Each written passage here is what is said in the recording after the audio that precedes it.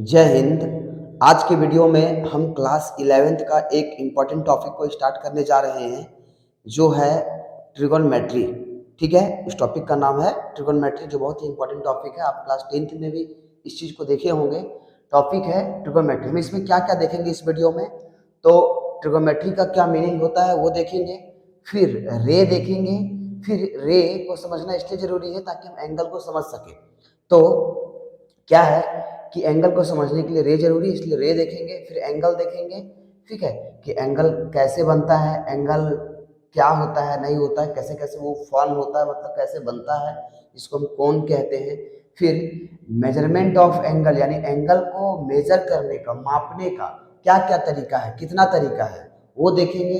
तो उसका दो तरीका है, एक डिग्री मेजर, दूसरा है रेडियन मेजर। एक और भी है जिसके बारे में हमें कोई यूज नहीं है, ना एनसीईआरटी में यूज है, ना केसी सिन्हा में, ना आर.डी. शर्मा में, ना आर.एस. अग्रवाल में। जनरली वो यूज होता ही नहीं है, तो इसलिए ना क्वेश्चन आता है उससे, इसलिए उसको छोड़ दिया हमने। फिर जब इतना देखेंगे तो फिर कुछ बेसिक क्वेश्चन देखेंगे जो डिग्री से रेडियन में बदलने के लिए होगा, और फिर रेडियन से डिग्री में बदलने के लिए होगा। ठीक है, तो हम लोग इतना देखेंगे। और ये जो है क्लास 11th का सीरीज स्टार्ट हो गया। आप आराम से सब्सक्राइब कर दें ताकि जो भी 11th और 12th दोनों का जो भी वीडियोस होगा इम्पोर्टेंट, वो मतलब मिलते रहेगा आपको। तो इसीलिए आप चैनल को सब्सक्राइब कर दें और जो भी बेल आइकन दबा दें ताकि नोटिफिकेशन आपको मिलता रहे। तो चलिए स्टार्ट। तो ट्रिगोनोमेट्री का मीनिंग समझने जा रहे हैं। जैसे हम बताए पहले कि पहले मीनिंग देखेंगे, फिर रे देखेंगे, फिर आगे और भी जो चीज़ें हैं वो देखेंगे। तो मीनिंग में ट्रिगोनोमेट्री जो है वो दो वर्ड से मिलकर बना हुआ है, ट्राइगोन प्लस मेट्रॉन। ट्राइगोन का मतलब होता है ट्राइंगल, ठीक है, और मेट्रॉन का मतलब होता है मेजरमेंट। यहाँ पे जो ट्राइंगल लेंगे, ट्राइंगल का मतलब त्रिभुज, ठीक है, जो ट्राइंगल लेंगे, बेसिक वे स्टूडेंट देख रहे हैं, और जैक का भी। तो हमें जैक वाले को क्या होता है ना कि इंग्लिश से चीज़ें पता नहीं होती है, वो फर्स्ट टाइम क्लास 11th में आते हैं, उनका लैंग्वेज चेंज हो जाता है। पहले वो सारे कुछ हिंदी में पढ़ रहे होते हैं, चाहे वो फिजिक्स हो या केमिस्ट्री हो या बायो हो या मैथ्स हो, वो सारे कुछ ये हिंदी में पढ़ रहे होते हैं, इंग्लिश में आता है। तो थोड़ा थोड़ा उनको संभालने के लिए मैं कभी कभी हिंदी वर्ड यूज करूँगा कि इसका हिंदी ये होता है, इस चीज़ का ये मतलब होता है। तो आप ज़्यादा टेंशन ना लेंगे, मैनेज करेंगे थोड़ा सा। तो हमने बोला आपको कि ट्रिगोनोमेट्री का दो मतलब होता है, दो वर्ड से मिलकर बना हुआ है। एक है ट्राइगोन प्लस दूसरा है मेट्रॉन। ट्राइगोन का मतलब होता है ट्रायंगल, मतलब त्रिभुज को हम ट्रायंगल कहते हैं, ठीक है। और मेट्रॉन का मतलब होता है मेजरमेंट। मेजरमेंट का मतलब मापना, ठीक है।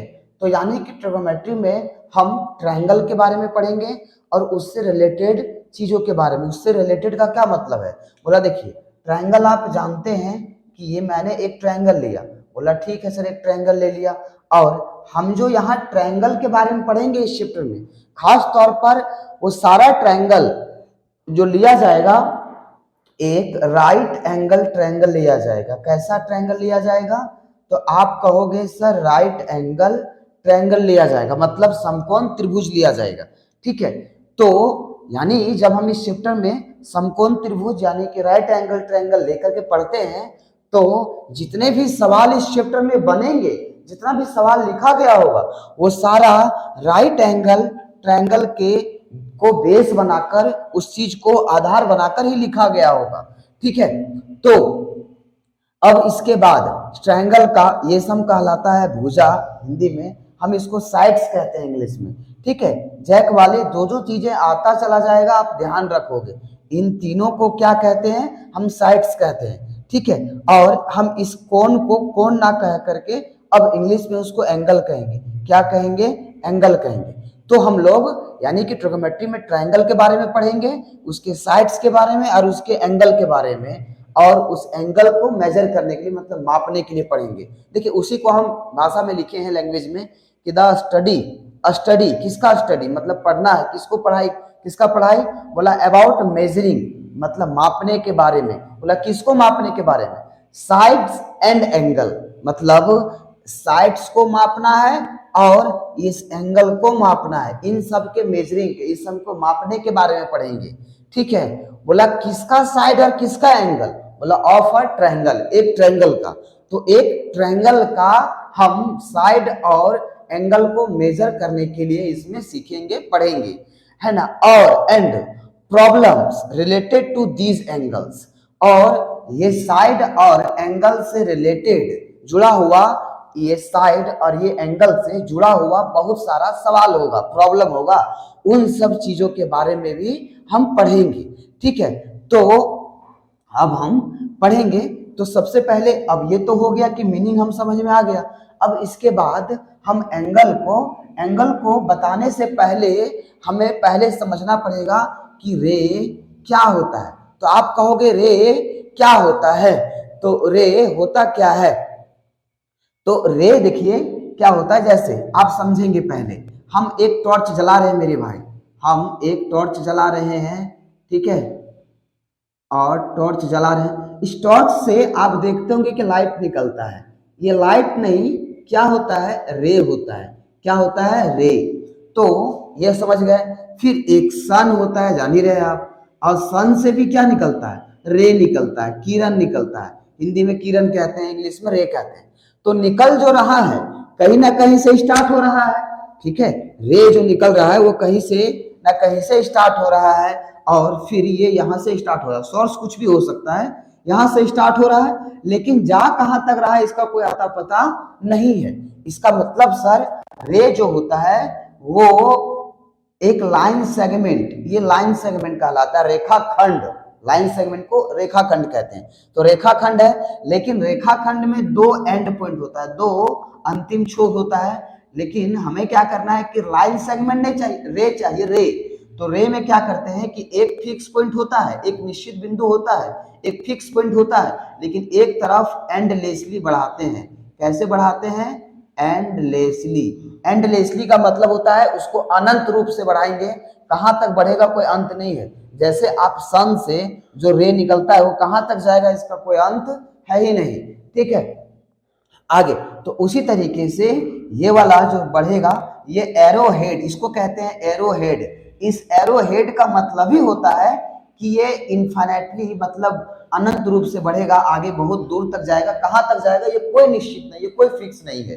बोला ठीक है, तो हम इसको रे कहेंगे। जब रे के पास एक फिक्स पॉइंट होता है, और इस फिक्स पॉइंट को हम नाम दे सकते हैं किसी भी कैपिटल लेटर से, जैसे ए या बी या ओ या सी, और इस पॉइंट को कहते हैं इनिशियल पॉइंट। क्या कहते हैं इसको, इनिशियल पॉइंट। इस रे में जो ये स्टार्टिंग वाला पॉइंट होता है उसको इनिशियल पॉइंट कहते हैं। इसको क्या कहते हैं, इनिशियल पॉइंट। अब जब आप रे समझ गए, रे का इनिशियल पॉइंट समझ गए, तो अब हम एंगल को समझने के काबिल बन गए, ठीक है। तो एंगल को समझने के काबिल, तो जब हम इतना समझे कि रे क्या होता है, अब देखिए रे का ये इनिशियल पॉइंट समझे कि जो शुरुआती बिंदु होता है, शुरुआती पॉइंट होता है सर, हम उसको इनिशियल पॉइंट कहते हैं। बोला इतना तो हम समझ गए सर, लेकिन आगे अब इसी के मदद से हमें समझना है क्या, इनिशियल पॉइंट। देखिए अब हम समझाते हैं। जैसे मेरे पास एक पॉइंट है, इस पॉइंट से एक हम इनिशियल पॉइंट से, ये पॉइंट है, इस पॉइंट से एक रे आगे बढ़ा रहे हैं। तो आज इस पॉइंट का नाम ओ है, ठीक है। ये यहाँ पे ले लेते हैं ए, यानी कि इस रे का क्या नाम है, तो बोलोगे इस रे का नाम ओ ए है। और दिखाएंगे कैसे, तो ओ ए और इसमें एरो हेड दे देंगे, ठीक है। अब ये रे हो गया, रे होने के बाद एक रे और लेंगे, और रे लेने के बाद इसका नाम देंगे ओ बी, यानी ओ से बी। तो इसका क्या नाम हो गया, रे ओ बी, ठीक है। अब दोनों जो रे है, एक रे ओ बी और दूसरा रे, सॉरी, एक रे ओ ए दूसरा रे ओ बी, दोनों रे का आप देख रहे हैं कि जो इनिशियल पॉइंट है वो कॉमन है। कॉमन का मतलब सेम है। रे ओ ए में भी जो इनिशियल पॉइंट है वो ओ है, रे ओ बी में भी जो इनिशियल पॉइंट है वो ओ है। तो दोनों का सेम हो गया, कॉमन हो गया। अब आगे तो इसको कॉमन ही रखेंगे और इस चीज को हम रोटेट करेंगे, समझिएगा फिगर से। जैसे मेरे पास ये एक रे है, ठीक है, ये एक रे है जिसमें से ये इनिशियल पॉइंट है और ये उधर आगे बढ़ रहा है एरो दे करके, ठीक है। अब इतना के बाद एक और मेरे पास है, अभी हम दोनों को ऐसे रखे हुए हैं, एक दूसरे से चिपका कर, मतलब कोइंसाइड कर करके, ठीक है। कोइंसाइड का मतलब हो सकता है कि जैक वाले ना समझ पाए, लेकिन सीधा सीधा समझिए कि एक साथ रखेंगे, और रखने के बाद इसका जो इनिशियल पॉइंट है उसको हम कुछ भी चेंज नहीं करेंगे, उसमें चेंज नहीं लाएंगे। और एक चीज और करेंगे कि इनिशियल पॉइंट को फिक्स तो रखेंगे ही, साथ ही साथ एक रे को भी फिक्स रखेंगे और दूसरे रे को घुमाएंगे। घुमाने को हम बोलते हैं रोटेट करना। जो घुमाते हैं उसको क्या कहते हैं? रोटेट करना। रोटेट मतलब होता है घुमाना, ठीक है। तो मेरे पास एक रे है, ये दूसरा रे है, हम दूसरा रे को, एक रे को, रेड वाला रे जो रे है, इसको रे समझिए, ठीक है। हम इसको फिक्स रख कर इस रे को रोटेट कर रहे हैं, देखते जाइए रोटेट हो रहा है। और जब रोटेट ये हो रहा है तब यहाँ पे इस जगह पे जहाँ कॉमन, जहाँ इनिशियल पॉइंट फिक्स था, वहां पे कोई फिगर बन रहा है। बोला हाँ सर, फिगर तो बन रहा है इस तरह का। बोला इस तरह का फिगर बन रहा है ना, तो ये जो फिगर होता है ना भाई, हम उसको थीटा मान लेते हैं। अभी इसी फिगर को ही हम क्या कहते हैं? बोला इसी फिगर को हम कहते हैं एंगल। क्या कहते हैं? एंगल। बोला कि चलिए ठीक है सर, इतना तो समझे, लेकिन और भी कुछ इस बात में है क्या? बोला देखो, अगर ये रे फिक्स रखे और इसको हम रोटेट किए तब एंगल बना। क्या ऐसा नहीं हो सकता कि इसको फिक्स रखें और इसको रोटेट करें? अगर हम इसको फिक्स रखेंगे, इसको जैसा वैसा रखेंगे, इसके पोजीशन में बदलाव नहीं करेंगे और इसको रोटेट करेंगे तब भी एंगल बनेगा। तो इसका मतलब है कि सर हम एंगल बनाने के लिए ऐसे घूमे तब भी एंगल बन जाएगा, या इसको फिक्स रख करके ऐसे रोटेट करें, ऐसे घुमाएं तब भी एंगल बन जाएगा। यानी एंगल जो बनाने का काम होगा वो दो तरीके से होगा, उसका नाम अलग अलग होगा, काम भी अलग अलग होगा, तो वो बताएंगे। आप फिलहाल समझिए। अभी तो रोटेट करते चले गए, तो हम किसको फिक्स रखे थे ध्यान दीजिएगा। जैसे अभी हम फिक्स रख रहे हैं OA को। किसको फिक्स रख रहे हैं? OA को। ये OA फिक्स है, ठीक है। और एक देखिएगा, ये OA अभी फिक्स है और इसमें OB जो था वो धीरे धीरे रोटेट हो रहा है, रोटेट होकर के यहाँ तक पहुंच गया। तो यहाँ तक पहुंच गया का मतलब है सर कि ऐसे यहाँ तक चला गया, ठीक है। तो इसका क्या नाम है भाई? तो बोलोगे OB नाम है सर। अब फिक्स कौन था? बोला फिक्स तो ये था सर, यही फिक्स था ना OA।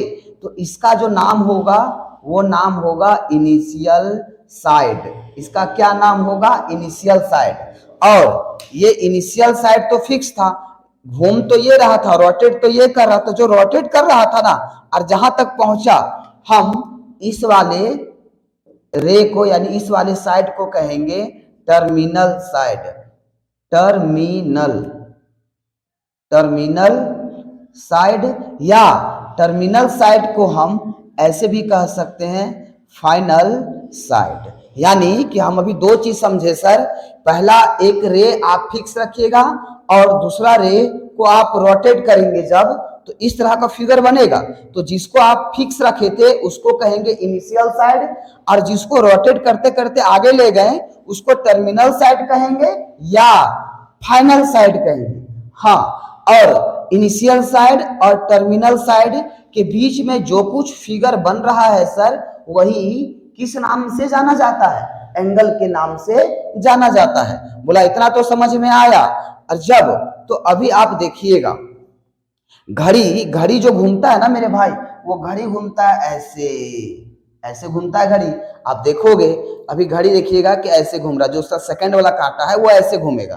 तो इस वाले डायरेक्शन को, ठीक है, जैसे अगर हम अभी ऐसे हैं, ठीक है, तो हम घूम रहे हैं ऐसे घूमेंगे, तो ये डायरेक्शन क्या कहलाएगा? ये कहलाएगा क्लॉकवाइज। ये क्या कहलाएगा?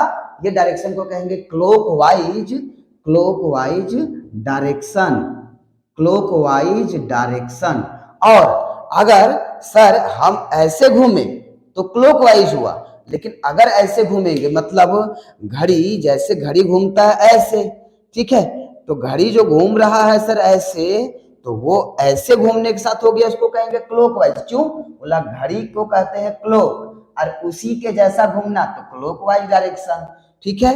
अब अगर इसका उल्टा ऐसे घूमेंगे तब सर, बोला अगर ऐसे घूमोगे ना तो उसको कहेंगे, उल्टा को क्या कहते हैं? एंटी। जैसे तुम्हारा पड़ोसी वाला, तुम चाहते हो कि हम आगे प्रोग्रेस करें, लेकिन तुम्हारा पड़ोसी क्या चाहता है कि तुम जहाँ हो आराम से वही रहो ना, हमको आराम से बढ़ने दो। तो तुम क्या बोलते रहे, यार वो जानता है बगल वाला मेरा एंटी चलता है यार, मतलब सपोर्ट में है ही नहीं। तो बोला अच्छा, एंटी मतलब उल्टा होता है, जो तुम चाह रहे हो उसका अपोजिट। तो यानी कि इसको उल्टा को क्या कहेंगे, एंटी क्लॉक वाइज। क्या कहेंगे इसको, एंटी क्लॉकवाइज डायरेक्शन। डायरेक्शन को शॉर्ट में ऐसे लिखते हैं, ठीक है। तो यानी अभी हम दो चीज समझे सर, एक अगर ऐसे घूमेंगे तो उसको क्लॉकवाइज डायरेक्शन कहेंगे, इसका उल्टा ऐसे घूमेंगे सर तब हम कहेंगे एंटी क्लॉकवाइज डायरेक्शन। बोला ठीक है, इतना समझे सर। अब तो यानी कि जब ये इनिशियल साइट फिक्स रहेगा, ऐसे घूमेंगे तो कौन सा डायरेक्शन में है, ठीक है, डायरेक्शन है मेरा ऐसे, यानी कि ये वाला डायरेक्शन ऐसे। तो यानी कि एंटी क्लॉकवाइज डायरेक्शन, यानी यहाँ जो एंगल बन रहा है वो किस डायरेक्शन में घूमते हुए बन रहा है, तो कहोगे एंटी क्लॉकवाइज डायरेक्शन, ठीक है। ये एंगल हो गया। आगे एक और काम हम कर सकते हैं, ऊपर वाला तो काम हो गया, मिटा देते हैं इसे, ठीक है।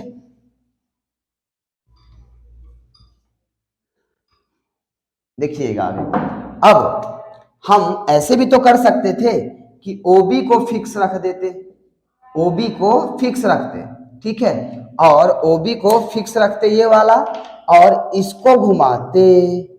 तो जब इसको घुमाते तो आप देखिए कैसे चल रहा है, गाड़ी ऐसे चल रहा है, ठीक है। तो जब ऐसे हम घुमाते ना सर, तो यहाँ पे ये आगे बढ़ करके यहाँ तक चला जाता, और घूमने का डायरेक्शन होता ऐसे, ठीक है, ऐसे ये वाला इसके जैसा क्लॉकवाइज होता। तो इस डायरेक्शन को क्या कहते हैं, क्लॉकवाइज डायरेक्शन, क्लॉकवाइज डायरेक्शन। बोला ठीक है, इतना तो समझे। बोला देखो एक और बात बताते हैं, ये एंटी क्लॉकवाइज डायरेक्शन को बोला जाता है पॉजिटिव डायरेक्शन। क्या बोला जाता है, पॉजिटिव डायरेक्शन, पॉजिटिव डायरेक्शन। लेकिन क्लॉकवाइज डायरेक्शन को बोला जाता है नेगेटिव डायरेक्शन, मतलब दो नाम है, ठीक है। अब आगे तो क्या मतलब है इसका, क्या फायदा है सर। बोला देखो ये एंगल कैसा डायरेक्शन में है, क्लॉकवाइज डायरेक्शन, यानी कि नेगेटिव डायरेक्शन। ये एंटी क्लॉकवाइज डायरेक्शन है, मतलब कि पॉजिटिव डायरेक्शन। तो जब भी एंगल बनेगा ऐसा और ऐसे घूमेगा, यानी कि ये डायरेक्शन में बनेगा एंटी क्लॉकवाइज डायरेक्शन यानी पॉजिटिव डायरेक्शन, तो जो यहाँ एंगल बनेगा ना उसका वैल्यू होगा प्लस। मतलब बोला सर मान लीजिए ये बनेगा 30 डिग्री, तो प्लस 30 डिग्री होगा, थीटा बराबर प्लस 30 डिग्री। लेकिन अगर यहाँ पे बनेगा थीटा और अगर वो 30 डिग्री होगा तो किस में होगा, बोला वो माइनस में होगा। बोला क्यों, क्योंकि उसका डायरेक्शन ही माइनस नेगेटिव में है सर, इसीलिए उसका जो वैल्यू होगा वो भी नेगेटिव में होगा। लेकिन अगर डायरेक्शन ऐसा होगा यानी एंटी क्लॉकवाइज होगा यानी पॉजिटिव होगा, तो उसका जो वैल्यू होगा एंगल का वो होगा किस में, बोला पॉजिटिव में होगा सर। तो हमने दो चीज समझा अभी कि जब एंगल क्लॉकवाइज यानी कि नेगेटिव डायरेक्शन में चलेगा सर, तो उसका जो वैल्यू होगा थीटा का एंगल का वो माइनस में होगा। वो -10 डिग्री हो, -20 डिग्री हो, या -30 डिग्री हो, -40 डिग्री हो, या कुछ भी हो, वो डिपेंड करता है कि क्या है। अब लेकिन अगर वही एंगल पॉजिटिव डायरेक्शन में है यानी कि एंटी क्लॉकवाइज में है, तो जो उसका एंगल बनेगा वो हमेशा लिया जाएगा किस में, पॉजिटिव में, नेगेटिव में नहीं लिया जाएगा। तो दो चीज समझे, यानी एंगल दो, एक नेगेटिव एंगल एक पॉजिटिव एंगल। नेगेटिव एंगल का जो एंगल का वैल्यू होगा वो किस में होगा, आप कहोगे सर नेगेटिव में होगा, और जो पॉजिटिव एंगल होगा उसका वैल्यू किस में होगा, पॉजिटिव में। याद रह जाना चाहिए।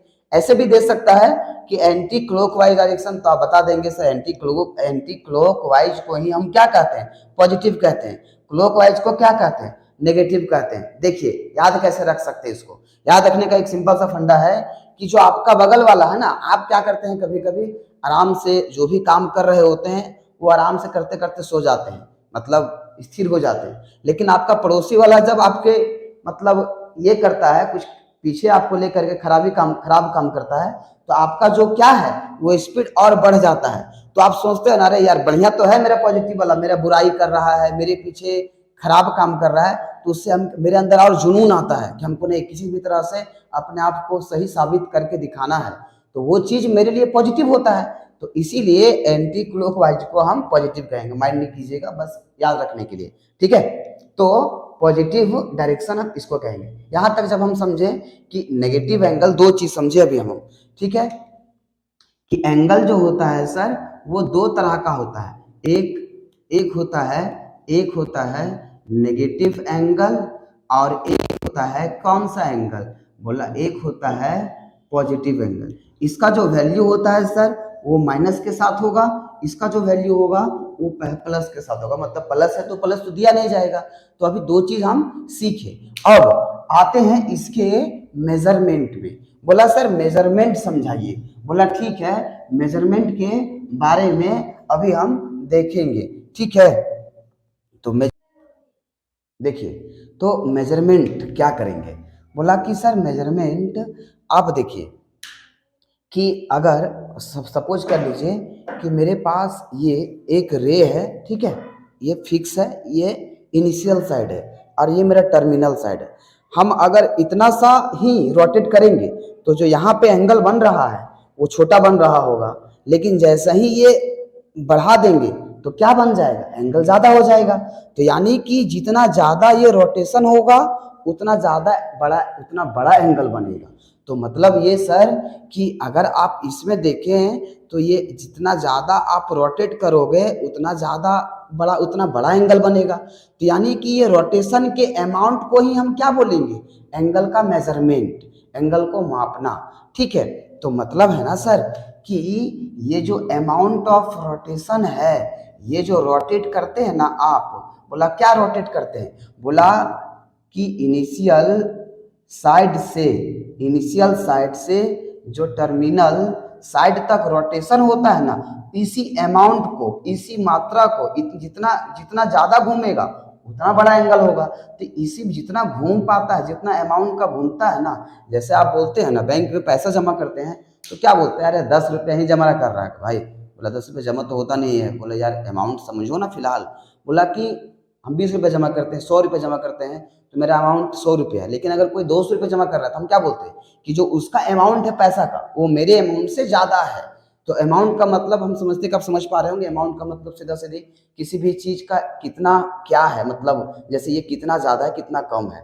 तो देखिए अगर आपका हाइट है यहाँ से यहाँ, तो आप बोल देते हैं कि नहीं सर मेरा जो हाइट है वो 5 फीट है, या बोलते हैं सर 6 फीट है, ठीक है। आपका हाइट को हम फीट में भी माप सकते हैं। और अगर स्कूल में जब आप 10th में फॉर्म भरे होंगे तो देखे होंगे कि सेंटीमीटर में मापा गया होगा, सर इन्हीं सब में माप सकते। बोला नहीं नहीं, आप चाहोगे तो मीटर में भी माप सकते हो, ठीक है।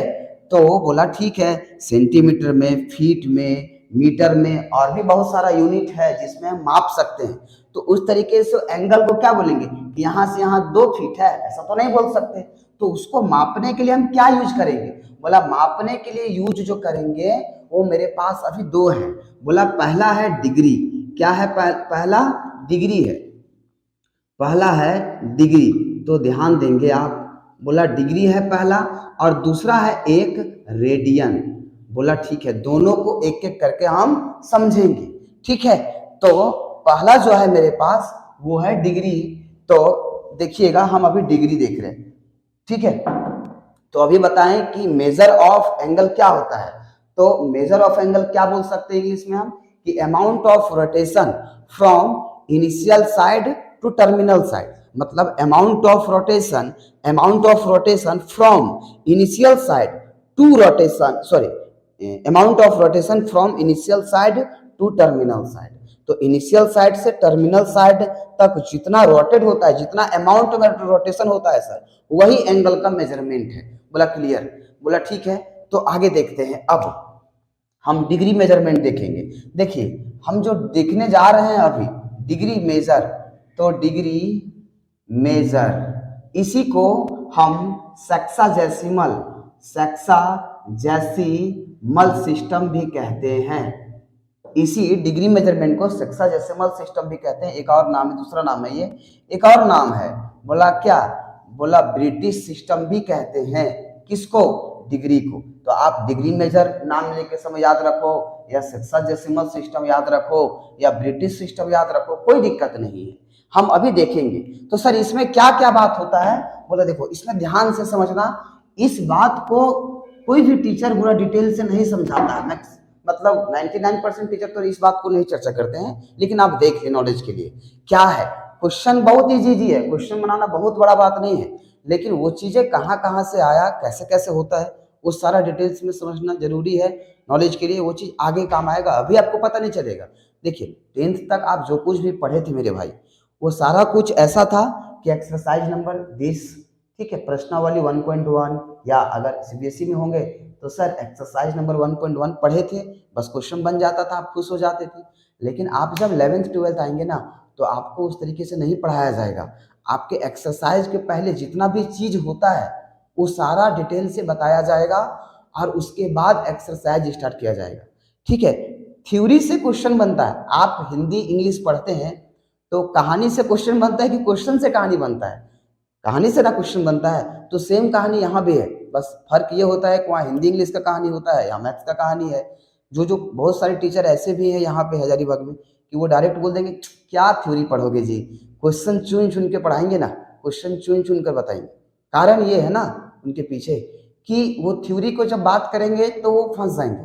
फंस जाएंगे का मतलब है कि वो डिटेल से बात नहीं कर पाएंगे, स्टूडेंट को समझ में नहीं आएगा, तो स्टूडेंट वहाँ उनको फॉल्ट पकड़ लेंगे, नहीं ये टीचर तो ठीक से समझा नहीं रहा, हमको तो क्लियर समझ में नहीं आ रहा है, तो वहाँ से स्टूडेंट भागने लगेगा।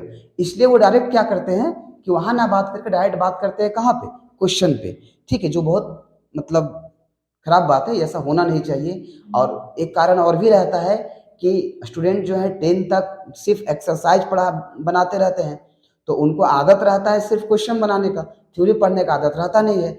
तो बहुत बच्चे ऐसे होते हैं जो इसमें बोरिंग फील करते हैं, तो इसलिए भी टीचर बताना नहीं चाहते हैं। 2 रीजन है। तो मेरे कहने का मतलब है कि बच्चे को पता नहीं है कि आगे क्या क्या चीज होने वाला है, इसलिए वो इस चीज पे अड़े हुए हैं कि नहीं सिर्फ क्वेश्चन बता दीजिए। लेकिन जो टीचर है वो तो आगे तक पहुंच चुका है, आगे तक पढ़ चुका है, वो तो जान रहा है ना कि क्या चीज सही है क्या गलत है। तो जो सही है वो करना चाहिए, लेकिन वो सोचते हैं कि हमें तो बस पैसा कमाना है, तो पैसा कमाने के लिए जो चीज सही है वो किया जाए, ठीक है। तो आप ध्यान दें थ्योरी क्वेश्चन दोनों में, पहले थ्योरी पढ़े, थ्योरी को अच्छे से समझे, डिटेल में समझे, उसके बाद क्वेश्चन में आए, क्वेश्चन आपके लिए इजी हो जाएगा। अगर आप डायरेक्ट क्वेश्चन पे जाएंगे तो फिर रटना पड़ जाएगा। तो चलिए देखते हैं, भाषणबाजी ज़्यादा करने का कोई फायदा नहीं है। तो degree measure, sexagesimal system, British system, ठीक है। अब आगे तो डिग्री मेजर में हम क्या क्या देखेंगे? बोला कि आप जानते हैं एक राइट एंगल। बोला हाँ राइट एंगल को जानते हैं। बोला कि ठीक है राइट एंगल है ये, यानी कि समकोण है, राइट एंगल। बोला कि राइट एंगल को क्या किया जाए कि राइट एंगल को देखिए, अब थोड़ा सा आप क्या करते हैं कभी कभी कि किसी का फोटो मिल जाता है तो आप घर जाते हैं बहुत अच्छे से जूम करके देखते हैं एक एक चीज, है ना। तो वो गलत आदत है, किसी को भी निहारने का कोई फायदा नहीं है। तो उसी तरीके से अभी हम एंगल को निहारेंगे, देखिएगा ध्यान से। अब हम एंगल को कर दिए जूम, अब एंगल को कर दिए जूम तो हो गया इतना बड़ा। अब कर देने के बाद हम इस अमाउंट को, यहाँ जो इतना बड़ा जो भी इतना बड़ा भी एंगल है उसको 90 पार्ट्स में तोड़ेंगे, 90 पार्ट्स में 90 भाग में बांटेंगे। तो 90 भाग में बांट रहे हैं, देखिए ये एक भाग हुआ, ये दूसरा पार्ट हुआ, ये तीसरा पार्ट हुआ, ये चौथा पार्ट हुआ, ये पांचवा पार्ट हुआ। इस तरीके से टोटल 90 पार्ट होगा, यानी एक पार्ट, ये दूसरा पार्ट, ये तीसरा पार्ट, ये चौथा पार्ट, ये पांचवा पार्ट, ये 6th पार्ट होगा। उस तरह से कितना पार्ट होगा टोटल? 90 पार्ट, सॉरी 90 पार्ट्स होगा, यानी 90 पार्ट्स। और हर एक पार्ट्स कितने डिग्री का होगा? बोला कि जब हम एक राइट एंगल को 90 इक्वल पार्ट्स में बांटते हैं, 90 इक्वल पार्ट्स में, 90 इक्वल पार्ट्स में बांटते हैं ना, तो हर एक पार्ट को हम 1 डिग्री कहते हैं। क्या कहते हैं? 1 डिग्री। मतलब जो 90 राइट एंगल था उसको 90 इक्वल पार्ट्स में बांट दिए, पहले 90 बराबर बराबर भाग में बांटे, और एक भाग को, एक पार्ट्स को क्या कहते हैं? 1 डिग्री। तो बताइए एक पार्ट्स को जब 1 डिग्री कहते हैं तो दूसरे पार्ट्स को फिर 2 डिग्री, तीसरे पार्ट्स को 3 डिग्री, तो टोटल अभी 3 पार्ट को मिलाएं तो 3 डिग्री हुआ। इस तरह से 90 पार्ट्स को यानी 90 पार्ट्स को मिला देंगे, तो 90 पार्ट्स को मिलाएंगे तो टोटल कितना होगा? बोला सर एक पार्ट के लिए 1 डिग्री, 90 पार्ट को मिला दीजिएगा तो 90 डिग्री। तो इसीलिए हम क्या कहेंगे ना सर कि इसीलिए कहते हैं कि राइट एंगल जो होता है क्या होता है मेरे भाई? Right angle. ठीक है, तो राइट एंगल जो होता है वो कितने का होता है? तो बोलोगे सर एक राइट एंगल 90 डिग्री का होता है, इसीलिए। ठीक है, तो हम लोग इतना बात जो है वो सीखे कि क्या क्या होता है। और इसी में अब आगे तो राइट एंगल हो गया। अब यहां तक के बाद यानी हम लिख सकते हैं सर एक राइट एंगल, पहला पॉइंट।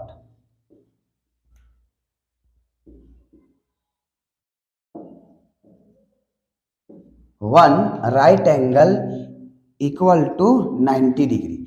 फिर आगे जो आता है ना 90 डिग्री, यानी कि अभी आप देखे थे, बोला क्या देखे सर? बोला कि ये राइट एंगल था जब हम जूम किए थे। तो ये जो एक पार्ट है ना, एक पार्ट, अब इस एक पार्ट को बड़ा कर देते हैं। तो एक पार्ट को हम बड़ा कैसे कर सकते हैं सर? बोला एक पार्ट कितने डिग्री का था? तो बोलोगे सर याद तो है 1 डिग्री का था। बोला एक ही पार्ट को या मान लिया जाए कि ये एक पार्ट है, ठीक है, ये इतना बड़ा एक पार्ट है। अब एक पार्ट को यानी कि 1 डिग्री को, एक पार्ट मतलब 1 डिग्री, एक ही पार्ट मतलब 1 डिग्री, तभी ना 90 पार्ट मिला करके 90 डिग्री हुआ था एक राइट एंगल। अब इतना के बाद 1 डिग्री को फिर से हम 60 इक्वल पार्ट्स में बांटेंगे। कितने पार्ट्स में? 60 इक्वल पार्ट्स में, 60 equal parts, 60 equal parts, 60 equal parts में बांट देंगे। तो ये 60 पार्ट्स है, 1 first part, second part, third part, fourth part, fifth part, six part, इस तरह से करके टोटल 60 पार्ट होगा। देखो इतना पार्ट डिवीजन जो है वो करना यहाँ बोर्ड में आसान नहीं है, लेकिन टोटल 60 पार्ट्स होता है। और एक पार्ट को हम कहते हैं 1 मिनट। कितना कहते हैं? 1 मिनट एक पार्ट को। तो जब इसका एक सिंगल पार्ट 1 मिनट का है तो फिर एक पार्ट 1 मिनट, दूसरा पार्ट मिला दिए तो 2 मिनट, तीसरा पार्ट मिला दिए तो 3 मिनट, चौथा पार्ट को मिलाएं तो 4 मिनट, पांचवा पार्ट को मिलाएं तो 5 मिनट। इस तरीके से 60 पार्ट को मिलाएंगे तो टोटल कितना होगा? 60 मिनट। मिनट को दिखाते हैं एक डैश से, डिग्री को ऊपर बिंदु दे देते, जान रहे हैं आप। ठीक है, तो यानी कि टोटल सर अभी आप किसको तोड़े थे? बोला हम तो 1 डिग्री को, एक डिग्री को तोड़े थे। कितना पार्ट में? बोला 60 पार्ट में। तो एक पार्ट जो 60 पार्ट में बांटे, उसको 60 भाग में बांटे तो एक भाग क्या कहलाया? बोला एक भाग कहलाया 1 मिनट, यानी 1 पे डैश 1 मिनट। तो ऐसा कितना भाग था? बोला टोटल 60 भाग था, 60 भाग था, यानी कि 60 डिग्री हो गया। तो इसीलिए कहते हैं कि 1 डिग्री कितने के बराबर होता है? तो बोलोगे 60 मिनट के बराबर। तो दूसरा बात यहां लिखेंगे कि 1 डिग्री इक्वल टू 60 मिनट। ठीक है, ये क्वेश्चन बनाएंगे तो काम आएगा आगे। फिर तो आप जो यहां देखें कि 1 डिग्री को जब हम 60 पार्ट्स में बांटे तो ये एक पार्ट्स 1 पार्ट्स क्या कहलाया? 1 मिनट कहलाया। अब इस एक पार्ट को हम तोड़ते हैं, आगे ध्यान दीजिएगा, याद रहे कि ये एक पार्ट्स है, मतलब ये 1 मिनट है। ठीक है, अब 1 मिनट को भी वापस फिर से बराबर 60 पार्ट में बांटेंगे, 60 से डिवाइड करेंगे, 60 भाग में बांटेंगे। तो ये जो हर छोटा सा एंगल दिख रहा है ना, छोटा भाग, सबसे एक भाग, ये 60 भाग बांटने के बाद एक भाग कहलाएगा 1 सेकेंड, 1 सेकेंड कहलाएगा। तो बताइए कि 60 भाग में बटा तो कितना सेकंड हुआ? तो बोलोगे सर 60 सेकंड हुआ, यानी कि 1 second, 2 second, 3 second, 4 second, 60 second हुआ। तो कितना को तोड़ने पे 60 सेकंड आया? बोला 1 मिनट को। तो यानी कि लिखेंगे 1 मिनट बराबर 60 सेकंड। तो हम लोग इतना बात अभी जाने। ठीक है, तो ये वीडियो जो था मेरा वो इंट्रोडक्शन था। ठीक है, इंट्रोडक्शन था जिसमें से हम इतना चीज बात की। अब जस्ट ये वीडियो का लेंथ लंबा होगा, इसलिए हम दूसरे वीडियो में सवाल लेकर के आ रहे हैं। ठीक है, जय।